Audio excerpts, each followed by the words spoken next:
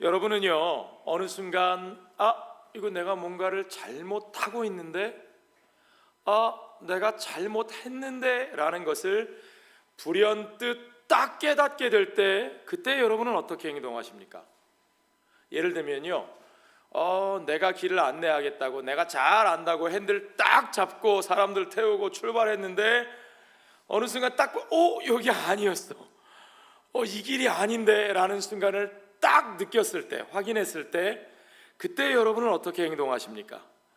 무언가 그렇게 하면 안 됐는데 잘못했고, 그것 때문에 마음에 팍 찔림이 오는데, 그 순간에 사람들이 어떻게 반응할까요, 여러분? 재밌는 건 사람들마다 반응하는 태도가 아주 많이 다릅니다. 비슷할 것 같은데 많이 달라요. 어떤 사람은요, 그냥 자기 실수가 드러나지 않게 하려고 모르는 척합니다. 안 틀린 척합니다. 그래가지고 그냥 내가 지금 얼른 빨리 길 찾아가면 저 사람들이 내가 실수한 거 모를 거야. 뭐 시간 차이 얼마 안 나, 괜찮아, 아닌 척하고 여유 있게 이렇게 가는 거죠. 어떤 사람은요, 오히려 자기가 먼저 화를 냅니다. 자기가 잘못한 거거든요. 자기도 알아요. 근데 이거 오다가 표지판이 이상했어. 이게 뭐 어떻게 된 거지? 왜 나한테 그거 똑바로 안 가르쳐 줬어요? 이거 주소 똑바로 찍은 거 맞아? 그렇죠? 자기 잘못인지 자기도 아는데 자기가 먼저 화를 내고, 왜냐하면 자기가 공격당하지 않으려고요. 그래서 상대에게 거꾸로 뒤집어 씌우는 사람들도 있습니다. 여러분은 어떤 스타일이세요? 문제는 두 가지 다 상황을 극복하고 해결하는데 전혀 도움이 되지 않는다는 겁니다. 자, 여러분, 우리는 지금 베드로의 설교를 계속해서 살펴보고 있었는데요, 베드로의 설교가 이제 마무리되어 가고 있는 중인데, 그때쯤 이제까지 듣던 예루살렘 사람들의 그 마음이 점점 쉽지 않게 무거워집니다. 그들을 무언가 송곳으로 쿡 찌르는 것 같은 그런 느낌이 들었습니다. 왜 그랬을까요, 여러분? 왜 그들의 마음이 무거워지고 불편해지고 찔림이 있었을까요? 지난주 주일 본문 기억하시죠? 지난주 우리가 살펴본 본문의 마지막 절이 2장 36절이었는데, 거기 보면 이렇게 되어 있습니다. 너희가 돌려 말하지 않아요. 너희가 십자가에 못 박은 이 예수를 하나님이 주와 그리스도가 되게 하셨느니라. 베드로가 이렇게 말했습니다. 물론 이방인들의 손에 내어주고 이방인들을 통해서 죽이게 했죠. 그래서 우리는 지금도 사도신경을 외울 때마다 본디오 빌라도에게 권한을 받으셨다, 그렇게 그 책임을 본디오 빌라도 로마 총독에게 뒤집어 씌우는 경향이 있습니다. 그러나 분명히 말하기를, 그것은 유대인들의 손으로 제사장들과 백성의 장로들과, 그 백성들이 다 공모하여서 예수를 이방인들의 손에 넘겨 죽게 하였고, 베드로는 지금 너희가 그 예수를, 너희가 십자가에 예수를 못 박았고 너희가 못 박은 그 예수를 하나님이 주와 그리스도가 되게 하셨느니라. 하나님이 너희가 십자가에 못 박아 죽인 바로 그 예수를 온 세상의 왕으로, 메시아로 하나님께서 일으켜 세우셨다고, 그가 부활하셨다고, 그가 왕의 보좌에 앉으셨다고 베드로가 분명하게 선포하였다는 거죠. 자, 이제 큰일 났습니다. 그렇죠? 여러분 같으면 큰일 안 나셨겠어요? 큰일 났어요. 도대체 내가 무슨 짓을 한 거야? 여러분 그런 생각 드실 때가 있죠? 생각 없이 한 일인데 도대체 내가 무슨 일을 한 거지? 그렇죠? 걱정이 되기 시작합니다. 여러분, 그곳에서 베드로의 말을 듣고 있던 그 모든 사람들, 예루살렘 사람들, 그들은 다 베드로가 말하는 예수가 누군지 다 압니다. 모르는 사람 하나도 없었을 거예요. 그들은 예수의 사건에 대해서 압니다. 그에 대한 소문을 들었습니다. 더러 그 중에 어떤 사람들은 그가 기적을 행하시는 것을 보았고 그가 가르치시는 말씀을 자기 귀로 듣기도 했을 겁니다. 그 중에 또 어떤 사람들은 그분이 자기 민족을 위해서 대단한 일을 해줄 것으로, 자기에게 필요한 어떤 것을 채워줄 것으로 기대하면서 예루살렘에 나귀 타고 들어오시는 그분 앞에 나아가서 손 흔들고 종려나무 가지 흔들고 호산나 호산나 소리 높여 외치면서 그분을 환영하기까지 했었습니다. 그러나 그가 예루살렘에 들어오시고 그가 성전에 들어가시면서 그가 점점 자기들의 기대와 먼 이야기를 하시는 거예요. 이게 무슨 소리지? 그가 막 급기야는 무기력하게 잡혀가는 것을 보면서 이제 사람들이 그에 대한 기대를 접기 시작합니다. 어떤 사람들은 그에 대해서 분노합니다. 그를 환영하며 맞이했던 군중들이 이제는 그에게 분노하고 그를 조롱하고 그에게 돌을 던지고 그에게 침을 받는, 그를 십자가에 못 박으라고 외치는 군중들로 변해가는 겁니다. 어떤 사람은 실망과 분노로, 어떤 사람은 조롱과 냉소와 비아냥거림으로, 어떤 사람은 그저 자신의 안위와 이익을 위해서 예수를 십자가에 못 박으라고 외쳤습니다. 여러분, 그렇게 예수께서 십자가에 돌아가실 때 그 자리에 있던 한 사람 여러분 떠올려 보십시오. 예수의 사형을 집행했던 로마 군대의 백부장이 있었습니다.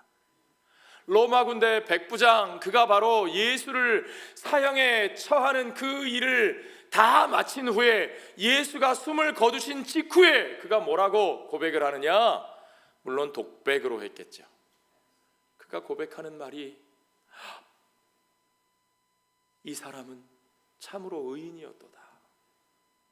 이 사람 진짜 죄 없는 의인이었어. 내가 로마의 백부장, 내가 정의로운 공법을 중요시한다고 하는 로마의 백부장인데 내가 정말 내 손으로 죄 없는 이 의인을 죽이고 말았어. 도대체 내가 무슨 일을 한 거지? 성경엔 그 얘기는 안 나옵니다. 도대체 내가 무슨 일을 한 거지는 안 나오지만 아마 백부장의 마음속에는 분명히 그 생각이 있었을 겁니다.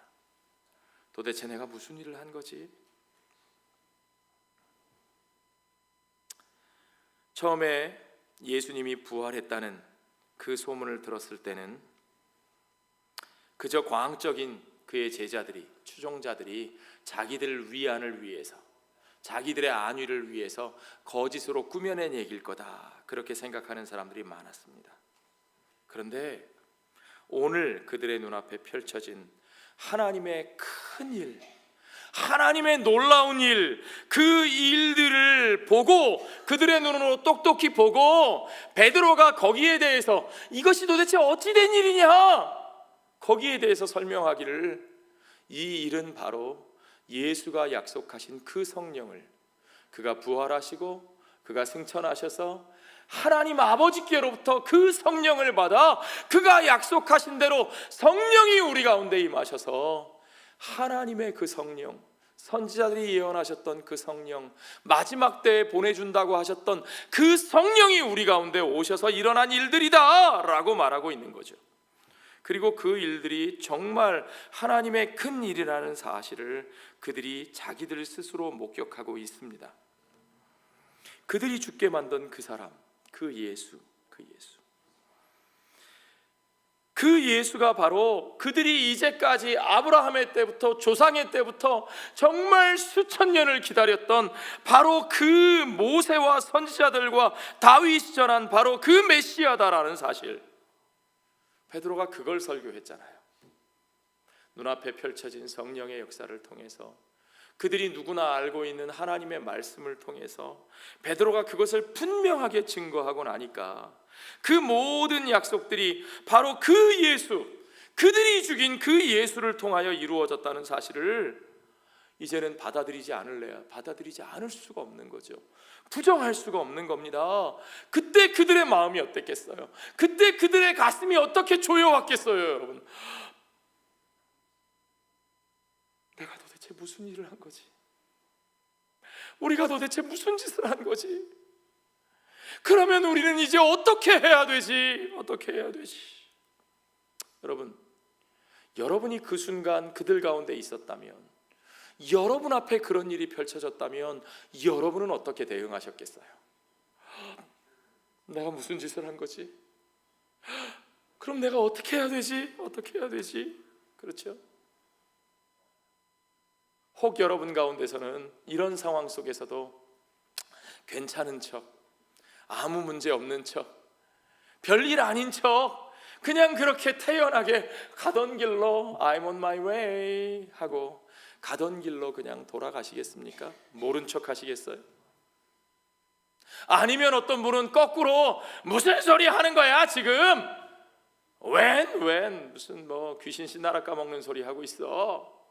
먼저 화내고 분노하면서 그 말은 뭐야? 그러면 우리가 하나님을 대적했다는 거야. 먼저 화내고 분노하면서 그 분노로 그 현실을 맞아들인다면 어떻게 되겠습니까?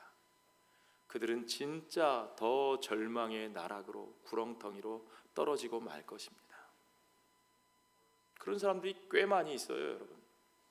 실제로 사도행전에 보면 많은 유대인들이 예수의 부활을 전파하는 바울에 대해서 이를 갑니다. 막 바울을 죽이기 전에는 먹지도 않고 마시지도 않겠다라고 결심한 결사대가 있을 정도로.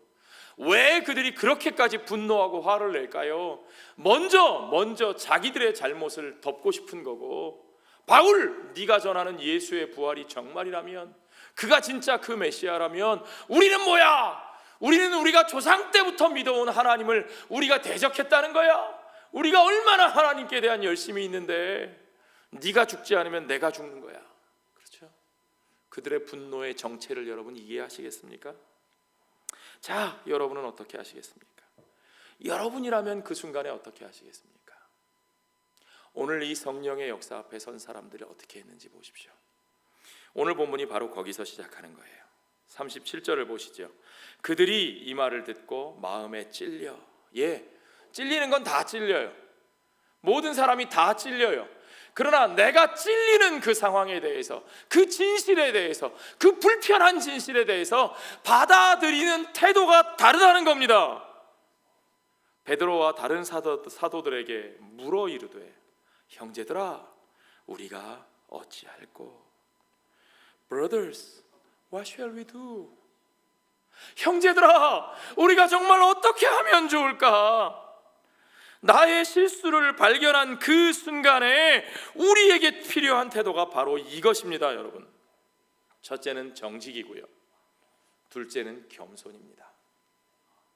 정직하게 나의 잘못을 인정하는 거고요, 그리고 겸손하게 내가 해야 할 일을 묻는 겁니다. 여러분, 오직 정직과 겸손만이 방법을 제시해 줄 수 있습니다.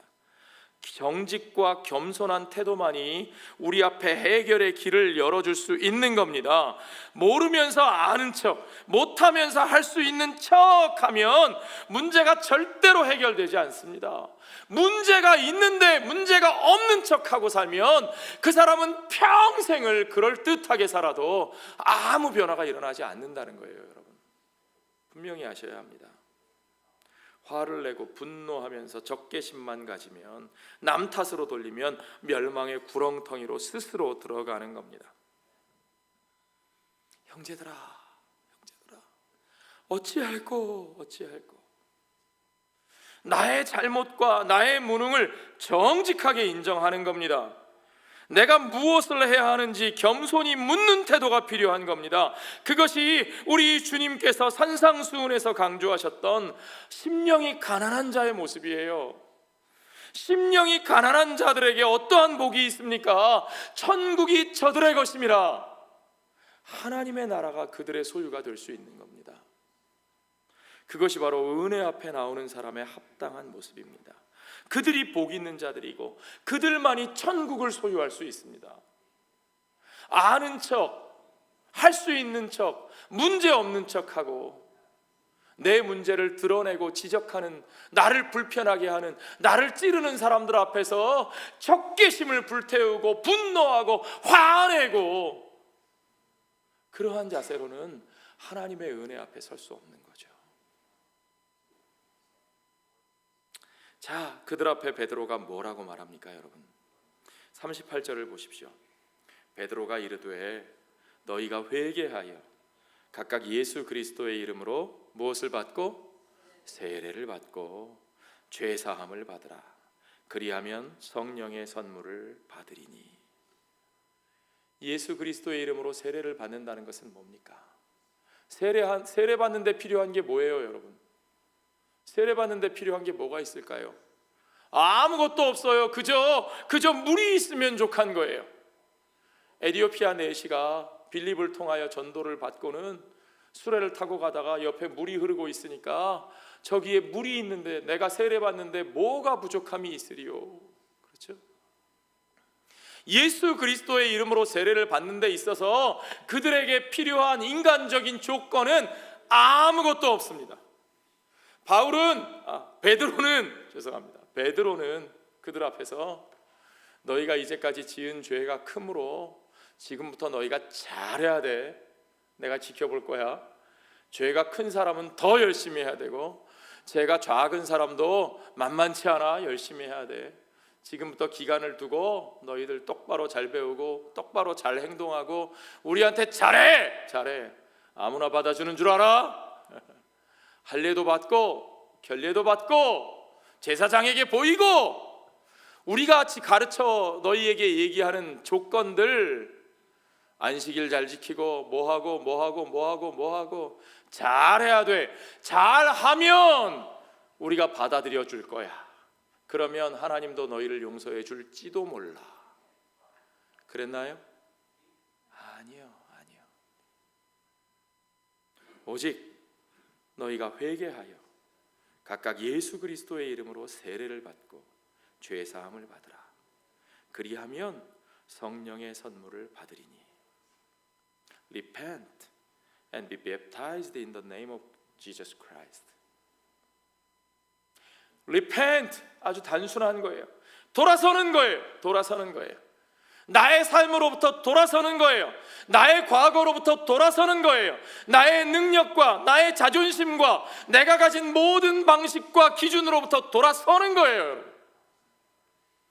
네가 가진 것으로 무엇을 하라는 것이 아니라, 네가 무엇을 가지고 있어야 된다고 말하는 것이 아니라, 그 모든 것들이 필요 없다는 거예요. 그 모든 것들이 필요 없다는 것을 인정하라는 거예요. 내려놓으라는 거예요. 돌아서라는 겁니다. 그것이 회개예요, 여러분. 그리고 오직 예수 그리스도의 이름으로 세례를 받습니다. 내가 이전에 가졌던 어떤 이름으로 세례를 받는 게 아니에요. 내가 열심히 있는 유대인이었다라는 이름으로 세례를 받는 게 아니에요. 내가 바리새인이었다라는 이름으로 세례를 받는 게 아니에요. 내가 사두개인이다라는 이름으로 세례를 받는 게 아니에요. 내가 로마의 귀족이라는 이름으로 세례를 받는 게 아니에요. 오직 예수 그리스도의 이름으로 내가 이전에 달고 있던 모든 배지를 내려놓고 이제는 나의 아이덴티티가 예수 그리스도로 바뀌는 겁니다. 그래서 사도 바울은 로마서에서 세례가 무엇이냐? 예수 그리스도와 연합하여 그와 함께 죽고 그와 함께 다시 사는 것이다 그랬어요. 나의 모든 조건과 내가 가진 모든 아이덴티티를 내려놓고 이제는 그리스도로 사는 겁니다. 우리가 그와 같이 회개하고 세례를 받고 죄 사함을 받을진대, 그와 같이 세례를 받아 예수 안에 돌아오는 자에게, 그들에게 하나님께서 죄 사함의 은혜를 베풀어 주시는데, 그리하면 그들 가운데 성령의 선물을 주시리라. 오늘 그들 앞에서 역사하셨던 그 성령, 오순절 그들 가운데 역사하셨던 그 성령 하나님께서 그 동일하신 성령이 그 세례받은 자들에게도 부어져서 그들이 그 성령의 은사를 받아, 성령의 선물을 받아 성령과 함께 그리스도의 영을 받아 그리스도의 몸 되신 교회와 하나가 되어 그들이 하나님의 나라에 속한 자로 살게 될 것이라고 바울은 분명히 그들에게 선포하고 있습니다. 여러분, 바울이 말하고 있는 것이 도대체 무슨 뜻인가요? 너희가 우리와 함께 하려면 적어도 세례를 받아야 된다. 너희가 세례를 받으면 세례 교인이 되고, 세례 교인은 세례 받지 않은 사람과 구별이 되는, 세례 교인, 세례 받지 않은 교인, 이것이 하나의 멤버십 신분이 되어서 무언가 중요한 선물을 너희들에게만 줄 거야, 그런 뜻입니까? 어쩌면 오늘날 우리들에게는 세례라는 것, 내가 세례 교인이라는 것이 또 하나의 어떤 다른 사람들과의 어떤 구별되는 문턱이 되고, 내 자랑거리가 되고, 나의 신분이 되고, 나의 배지가 되고. 그러나 오늘 여기서 베드로가 선포하는 회개와 세례, 그리고 그들에게 성령을 부어주시는, 성령의 선물을 주신다고 하는 메시지는 제가 볼 때는 그와 같은 메시지로 들리지 않습니다. 자, 여러분, 우리가 이 메시지의 의미가 무엇인지를 좀 더 제대로 확인해 보기 위해서 우리가 복음서로 좀 돌아가 보죠. 여러분, 누가복음 18장에 보면 부자 관리한 사람이, 관원이 예수님께 찾아옵니다. 그 사람이 예수님께 찾아와서 뭐라고 여쭙느냐? 내가 무엇을 하여야 영생을 얻으리일까? 그래요. 내가 무엇을 하여야 영생을 얻을 수 있습니까? 겉으로 하는 말은 오늘 사도행전 2장에 나오는 이 사람들, 형제들아 우리가 어찌할꼬 하는 말하고 비슷하게 보입니다. 그러나 우리가 어찌할꼬 하는 이 사람들의 말은 굉장히 험불하고 정직하고 간절한 반면에, 오늘 예수님 앞에, 누가복음에서 예수님 앞에 찾아온 이 부자 관원의 태도는 사실은 어떻게 할까 하는 가난한 마음이 아니라, 이 사람은 자기 자신이 나름 괜찮은 사람이라고 하는 자신감과 확신을 가지고 와 있어요. 율법을 지켜라, 계명을 지켜라. 그거요? 그 말씀하실 줄 알았습니다. 제가 그거 꽤 잘 지켰거든요, 어려서부터. 제가 하나도 안 지킨 게 없어요. 얼마나 잘 지켰는데요. 그런데요, 제가 보니까 선생님이 하나님 나라에 대해서 말씀하신다고 하는데, 그 선생님이 말씀하시는 하나님 나라가 제가 보니까 좀 더 좋아 보여서요, 내가 이제까지 잘 해온 그 조건이면 내가 괜찮은 사람인데, 거기다가 내가 무엇을 어떻게 덧붙이면 내가 그 나라에 들어갈 수 있을까요? 내가 그거 알고 싶어서 왔어요. 내가 이제까지도 잘해왔는데 거기다가 내가 뭘 더 잘해야 될까요? 이 사람은 나름 자부심을 가지고 지금 예수님께 말씀하고 있는 거예요. 모르겠어요, 제가 성경을 잘못 해석하고 있는 걸까요? 아니요, 제가 보니까 제 느낌엔, 여러분도 한번 가서 보십시오. 누가복음 18장에 이 뉘앙스가 어떤 것인지. 그 사람에게 예수님이 뭐라고 말씀하셨는지 제가 좀 이따 알려드릴게요. 이와 비슷한 장면이 요한복음에는 앞쪽에 나옵니다. 요한복음 3장에 보면 니고데모라는 사람이 나와요. 니고데모라는 사람이 와서 이 누가복음 18장에 나오는 사람하고 비슷한 것을 묻습니다. 예수님께서 그 니고데모에게 먼저 말씀하시는데 이렇게 말씀하셔요. 누구든지 거듭나지 않고서는 하나님 나라를 볼 수 없다. 누구든지 born again 하지 않고서는 하나님 나라를 볼 수도 없다. 니고데모가 예수님의 말씀을 잘 이해를 못합니다. 아니 선생님, 거듭난다니요, 다시 태어난다는 말이 뭡니까? 우리가 벌써 이미 자라서 어른이 되었는데 그러면 어머니 뱃속에 다시 들어갔다 나와야 된다는 말씀입니까? How can someone be born again? 이런 얘기죠. 우리가 도대체 어떻게 하면 거듭날 수 있습니까? 예수님께서 그에게 이렇게 대답하셔요. 예수께서 대답하시되 진실로 진실로 very truly truly truly 두 번이나 반복하셔서 진실로 진실로 내게 이르노니 사람이 물과 성령으로 나지 아니하면 하나님 나라에 들어갈 수 없느니라. 영어 번역에는 No one can enter the kingdom of God 그렇게 돼 있어요. 아무도 들어갈 수 없다 이거예요. 괜찮은 사람은, 아주 괜찮은 사람은 들어갈 수 있다 이 얘기가 아니고요, 이 말씀의 핵심은 들어갈 수 있는 사람이 없다는 거예요. 자기의 능력으로, 자기의 노력으로, 자기의 그럴듯한 것으로, 자기가 가진 조건으로 하나님 앞에서 나는 괜찮지 않습니까 하고 들이댈 수 있는 사람이 한 사람이라도 있다고요? 없다고요? 없다는 겁니다. 유대인이든 이방인이든 누구도 하나님 앞에서 그 나라에 들어갈 자가 없다는 겁니다. Unless they are born of water and the Spirit. 다만 물과 성령으로 거듭난 자만이 그 나라에 들어갈 수 있다. 이 말은 들어갈 수 있는 사람이 있다는 얘기예요? 없다는 얘기예요? 없다는 얘기예요. 이 말은 자기 스스로는 들어갈 사람이 있다는 얘기예요? 없다는 얘기예요? 도무지 없다는 얘기예요. 자, 다시 누가복음으로 돌아가 보죠. 그 대단히 잘나고 훌륭한 사람이 예수님이 네 가진 거 다 팔아서 가난한 사람에게 나눠주고 너는 나를 따라와라. 그러니까 근심하여 돌아갔어요. 가진 것이 많음으로 근심하여 돌아갔어요. 그 사람이 근심하여 돌아가는 것을 보고는 제자들이 이게 도대체 이해가 안 되는 거예요. 주님, 저렇게 괜찮은 사람이 하나님 영생에 들어갈 수 없으면, 영생을 얻을 수 없으면 도대체 어떤 사람이 영생을 얻을 수 있나이까? 누굽니까 도대체? 주님이 그들에게 뭐라고 대답하셨습니까? 누가복음 18장 27절에 무릇 사람이 할 수 없는 그것을 누구는 하실 수 있느니라? 하나님은 하실 수 있느니라. 무릇 사람은 누구도 할 수 없으되 오직 그 사람이 할 수 없는 그 일을 하나님만이 하실 수 있느니라. 아멘. 오직 하나님만이 하실 수 있는 겁니다.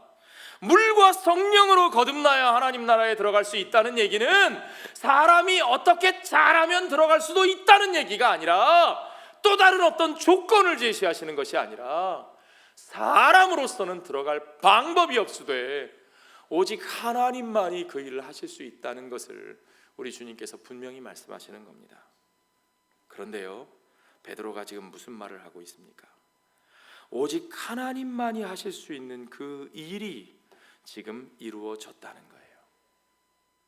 오직 하나님만이 여실 수 있는 그 은혜의 길이 지금 열렸다는 거예요. 어떻게 해요? 세례를 받으래요. 물로 세례를 받고 예수 그리스도의 이름으로 물로 세례를 받으면 성령을 부어주신다는 거예요.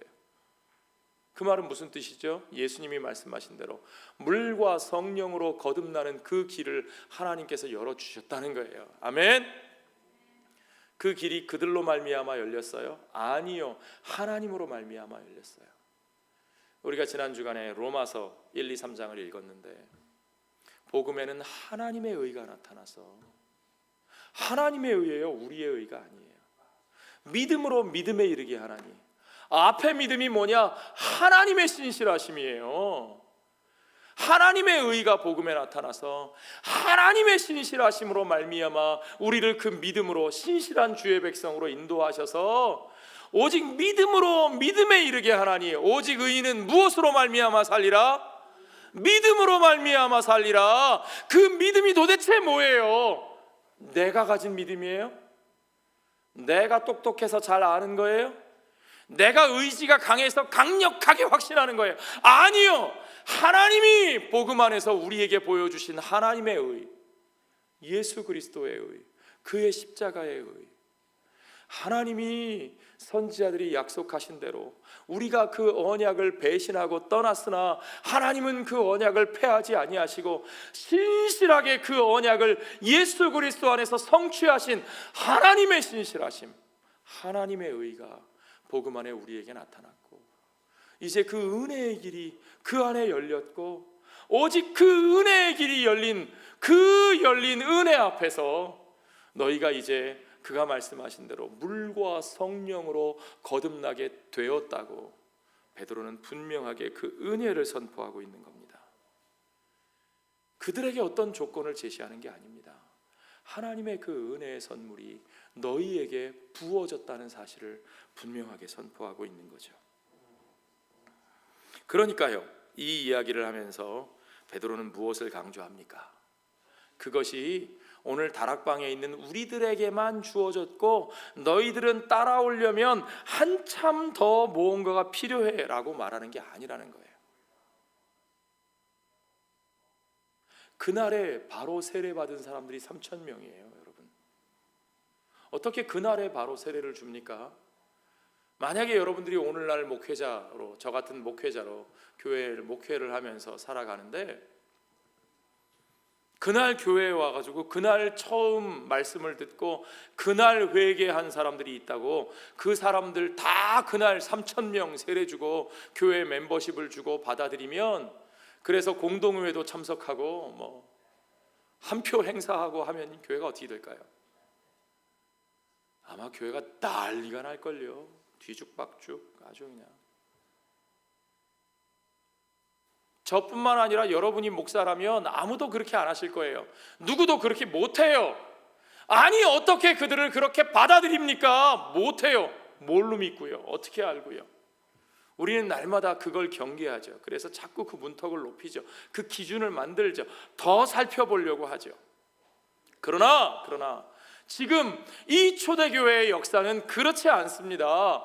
그들을 받아들이고 있는 거예요. 그들에게 세례를 주었습니다. 그리고 그들이 성령 받았습니다. 물론 그들 사이에 불편함이 없느냐? 아니요. 그들 사이에 불편함이 많이 생깁니다. 그러나 지금 그들 앞에 선포하는, 너희가 회개하고 예수 그리스도의 이름으로 세례를 받고 죄사함을 받으라. 그리하면 성령을 선물로 주시리니, 그리하면 성령의 선물을 우리에게 주신 것과 똑같이 너희에게도 부어 주시리라. 한 성령을 받고 한 성령 안에서 그들이 하나의 가족으로 하나의 교제권 안으로 들어오는 것을 분명히 베드로는 선포하고 초대하고 받아들이고 있는 거죠. 그러니까 그 세례 받으라, 성령을 선물을 받으리라 말하면서 39절에 베드로가 뭐라고 말합니까? 이 약속은 너희와 너희 자녀와 모든 먼데 사람 곧 주 우리 하나님이 얼마든지 부르시는 자들에게 하신 것이라. 너희와 너희 자녀와, 너희들뿐만 아니라 유대인들뿐만 아니라 디아스포라 유대인들뿐만 아니라 모든 먼데 있는 사람, 저 이방인들에게 이르기까지 곧 주 우리 하나님이 얼마든지 부르시는, 이 얼마든지라는 표현이 저는 굉장히 와닿습니다. 하나님이 그들을 얼마든지 부르실 수 있어요.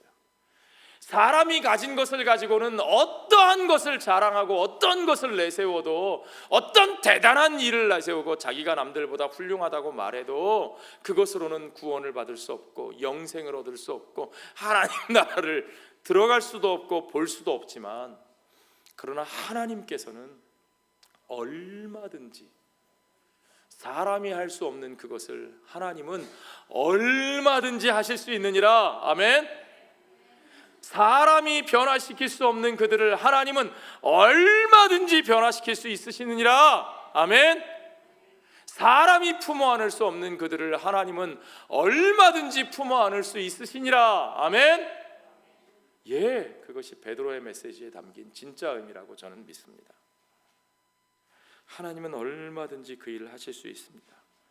그리고 하나님이 진짜 그 일을 성취하신 겁니다. 그리고는 그들이 세례를 줍니다. 그들이 세례를 받습니다. 하루에 3,000명이 나옵니다. 하루에 3,000명이 나오니까 어떤 사람들은 계속 이거 부러워합니다. 아유, 요즘도 교회가 그랬으면 얼마나 좋아. 설교 한 번 하니까 3,000명이 막 세례받고 돌아왔대. 왜 요즘은 그게 안 되지? 아니요, 여러분, 이거 그런 뜻 아닙니다. 그냥 쉽게 저절로 돌아왔다, 그런 뜻 아닙니다. 오늘 본문의 40절을 보면요, 여러 말로 그들에게 권면하고 증거하고요, 그렇죠? 그들을 품어 안고 그들과 함께 합니다. 그들과 함께 하기 위하여 성령 받은 성도들이 얼마나 그들에게 여러 말로 증거하고 권면하고 패역한 세대 가운데서 구원을 받으라고. 여러분, 어떤 사람에게 당신은 패역한 자요, 패역한 곳에서 살고 있으니까 빨리 거기서 나와 구원 받으시오, 그런 얘기가 쉽습니까? 오늘 우리가 그런 얘기 합니까? 아니요. 사람들에게 불편한 얘기 하지 않습니다. 불편한 얘기 하면요, 사람들 도망가거든요. 오늘날의 사람들은. 사람도 불편한 얘기는 듣기 싫어하고 우리도 불편한 얘기는 하기 싫어하고, 그러니까 서로 적당히 듣기 좋은 말, 듣기 좋은 방식으로 적당히 하고 끝내는 거죠. 그것이 오늘날의 교회의 모습 아닙니까? 초대교회 성도들은 그렇게 하지 않았습니다. 여러 말로 권면하고 증거하며, 영어 성경에는 warn them 그렇게 돼 있어요. warned, 경고한 거예요. 패역한 세대에서 구원을 받으라. 너희의 지금 그 삶으로부터 나와라, 나와라. 분명하게 그들에게 도전하고 찌르는 거죠. 말 그대로 찔렀어요. 찌르니까 찔린 거예요. 오늘날은 찔리는 말씀, 찔리는 말 들으면 성도들이 어떻게 반응할까요? 찔리고 불편한 말씀 앞에 성도들이 어떻게 반응하는지 제가 목회하면서 참 많이 보았습니다. 여러분 자신들은 어떻게 받아들이십니까?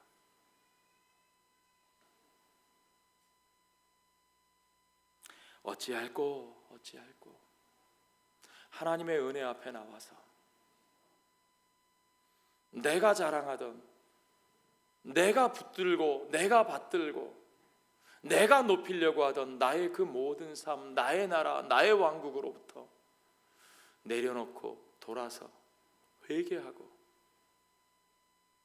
오직 예수의 이름으로 다시 죽고 다시 살아나, 예수와 함께 죽고 예수와 함께 다시 살아나 그 죄 사함을 받은 하나님의 백성의 삶, 새로운 삶을 시작하는 그들에게 주님은 그들이 이전에 어떤 사람들이었든지, 그들이 어떤 모습으로 살아왔든지, 그들이 얼마나 무능하고 능력이 없고 자기들이 해온 일을 감당할 수 없는 자들이었더라도 성령께서는 동일한 은혜의 선물을 그들에게 부어주사 그들을 변화시키시고 그들이 하나님 나라의 백성으로 사는 새로운 삶의 길을 열어주신 것을 여러분 믿으시기 바랍니다. 자, 이제 그들이 그렇게 세례를 받았습니다. 41절에 보니까 그 말을 받은 사람들은 세례를 받음에 이날의 신도의 수가 3,000이나 더하더라. 여기서 중요한 건 3,000이라는 숫자가 아닙니다.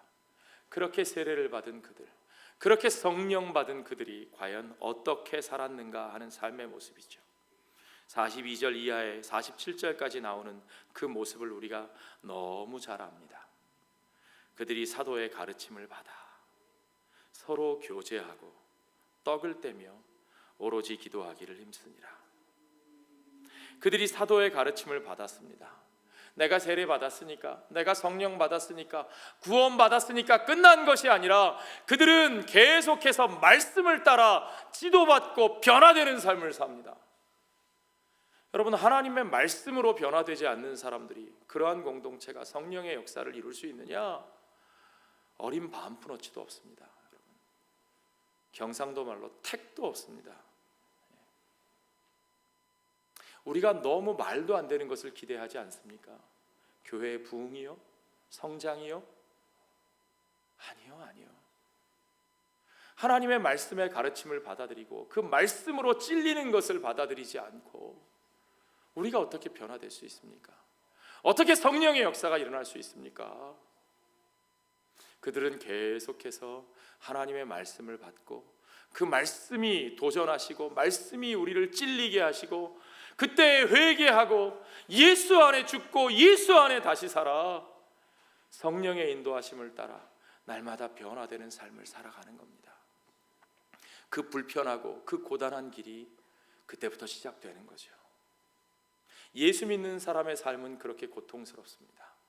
그러나 그 고통스러운 삶의 길을 통해서 우리가 부활의 삶으로 나아가고 그 고통스러운 삶 자체도 우리 스스로 능력으로 우리가 죽을 수 있는 것이 아니기 때문에 우리 자신이 죽고 우리의 죽음을 바라보고 그 죽음으로 나아가 부활로 나아가는 삶을 우리는 하나님의 은혜라고 말하는 겁니다. 그 자체가 하나님의 은혜예요. 성령이 이루시는 역사예요.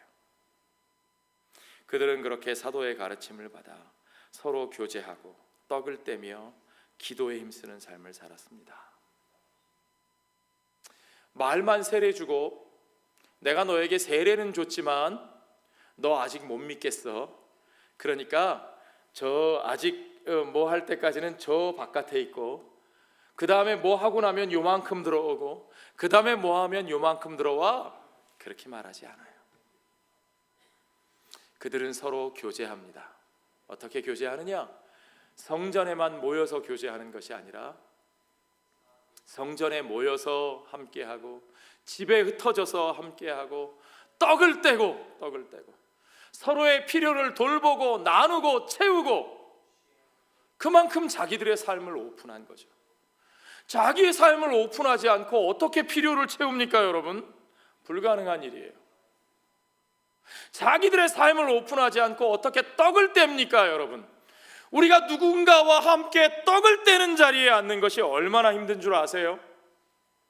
제가 늘 말씀드리지만 우리가 익숙하지 않은 사람과 밥상 테이블을 함께 하는 것이 얼마나 어려운 일인지 우리 교회 친교 시간 보면 확인할 수 있잖아요. 여러분, 멀리 갈 것도 없잖아요. 성령이 우리 가운데 그 일을 이루어 주십니다.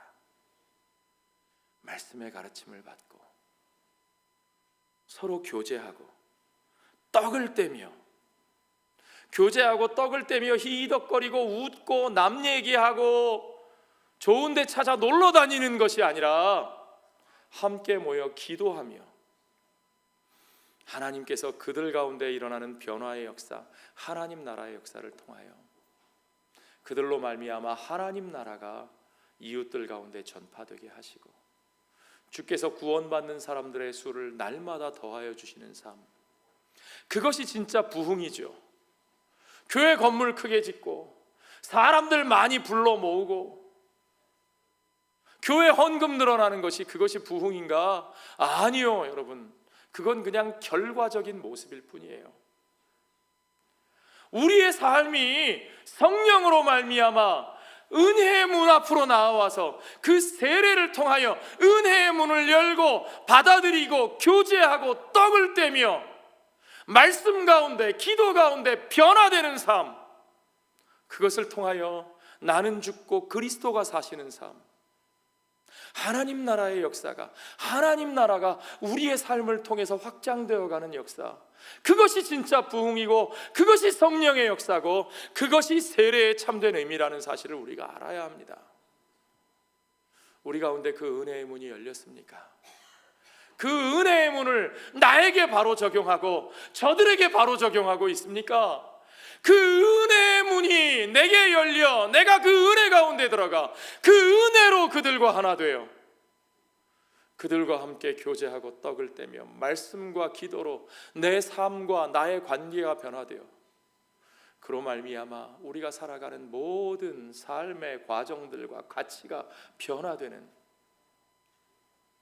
그 놀라운 하나님의 나라의 역사, 생명의 역사, 은혜의 역사가 바로 성령 받아 세워진 공동체, 모든 민족에게 가서 그들에게 세례를 주라고 말씀하신 그 사명받은 우리들의 공동체 가운데 그 성령과 세례, 물과 성령으로 거듭나는 그 참된 생명의 역사와 은혜의 역사, 함께하는 역사, 하나됨의 역사가 저와 여러분의 삶 가운데서 우리 교회 공동체 가운데서 온전히 사도행전의 그 모습 그대로 열매 맺기를 주의 이름으로 축원합니다. 기도하겠습니다. 아버지 하나님, 오늘 우리들 세례받은 자라, 우리가 세례받은 교인이라, 우리가 세례를 행하는 교회라 라고 말을 하면서 우리는 도대체 하나님의 은혜 앞에 어떠한 마음으로 서 있습니까?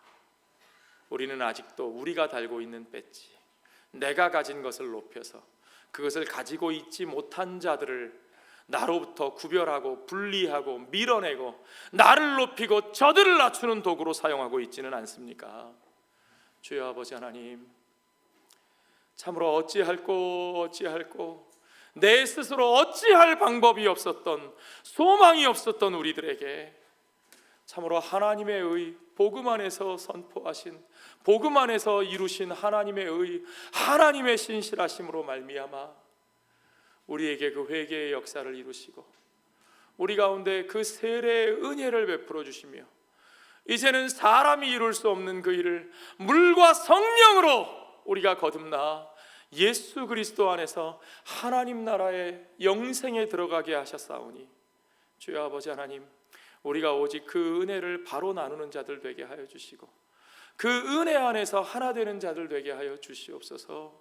오직 그 은혜 앞에 합당한 자세로, 정직하고 겸손한 자세로 하나님의 성령의 역사하심을 구하며 오직 그 은혜를, 값없이 받은 은혜를 값없이 나누어 주는 자가 되고 또한 그들과 하나 되어 참으로 날마다 말씀과 기도 가운데 교제하고 떡을 떼며 함께 먹고 마시며 그 모든 불편함에도 불구하고 함께 살아가기를 주저하지 않는 공동체, 또한 더 많은 이들과 함께 살기를 주저하지 않는 공동체, 그들 가운데 우리들의 문을 열어 그들 가운데 모든 족속 가운데 세례를 베풀며 그들과 함께 하나님 나라를 확장해가는 참된 선교적인 삶, 선교적인 공동체가 우리 가운데 이루어지게 하여 주시옵소서.